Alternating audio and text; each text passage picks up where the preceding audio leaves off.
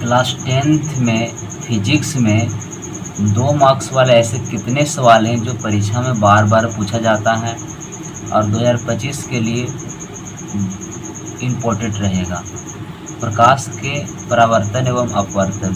पहला लेसन से ऐसे कितने सवाल 2 मार्क्स वाले होंगे जो परीक्षा में पूछे जा सकते हैं? उन सभी सवालों को आज हम लोग देखेंगे।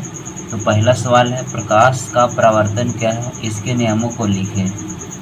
अगला सवाल है, प्रकाश का अपवर्तन क्या है, इसके नियमों को लिखें। इन दोनों सवाल में से एक सवाल लगभग आपके 2025 के एग्जाम में आने की संभावना है। गोलीय दर्पण क्या है, यह कितने प्रकार के होते हैं, यह आने की संभावना कम है। अगला नंबर हम लोग देखें, सभी सवालों को हम लोग लेसन वाइज देखेंगे। अगला नंबर आपका सवाल है, दर्पण के ध्रुव की परिभाषा दें। दर्पण के ध्रुव की परिभाषा दें, ये भी आपको लगभग न के बराबर परीक्षा में पूछे जाते हैं। दर्पण के मुख्य फोकस की परिभाषा दें, ये भी सवाल आपको बहुत ज़्यादा नहीं पूछा जाता है, हालांकि आपको पढ़ना जरूरी है। अवतल दर्पण के उपयोगों को लिखें, ये बहुत ही सिंपल सवाल है, आपसे परीक्षा में जरूर पूछा जाता है। उत्तल दर्पण के उपयोगों को लिखें, ये जल्दी नहीं आता है, इसको बहुत इंपॉर्टेंट नहीं आप कह सकते। समतल दर्पण के उपयोगों को लिखिए, ये भी बहुत ज़्यादा जरूरी नहीं है, आप पढ़ेंगे लेकिन सब। अगला नंबर सवाल है, 8 नंबर सवाल है, समतल दर्पण के उपयोगों को लिखिए, ये भी परीक्षा में जल्दी नहीं पूछता है, यानी कभी कभी आ सकता है। अवतल दर्पण एवं उत्तल दर्पण में अंतर लिखें।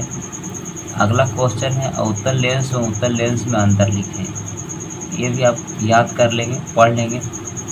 अगला क्वेश्चन है, अवतल दर्पण का उपयोग हजामत बनाने में क्यों किया जाता है, ये भी महत्वपूर्ण सवाल है, आप चाहें तो इसको याद कर लें। आवर्धन क्या है, इसका सूत्र लिखिए। आवर्धन कैसा ही मात्रक नहीं होता है, वैसे ही मात्रक आपसे नहीं पूछेगा। वास्तविक व आभासी प्रतिबिंब में अंतर लिखें। अगला सवाल है आपका 25 नंबर, जो बार बार पूछा जाता है, ये बहुत ही इम्पोर्टेंट सवाल है, आपको इसको रटना ही पड़ेगा। रटना क्या पड़ेगा, आपको समझना है केवल। उत्तल दर्पण का उपयोग पश्च दृश्य दर्पण के रूप में वरीयता क्यों देते हैं, ये सवाल बहुत बार पूछा जा चुका है। नेक्स्ट क्वेश्चन है आपका, पार्श्विक विस्थापन से आप क्या समझते हैं, ये भी पूछा जाता है। कांच की सिल्ली से प्रकाश के अपवर्तन में किरण रेखा खींचें, ये भी आपको 2025 के लिए इम्पोर्टेंट है। जो सवाल आपको इम्पोर्टेंट कर रहे हैं उसको तो पढ़ना ही पढ़ना है, जो नहीं भी बोल रहे हैं उसको भी पढ़ना होगा।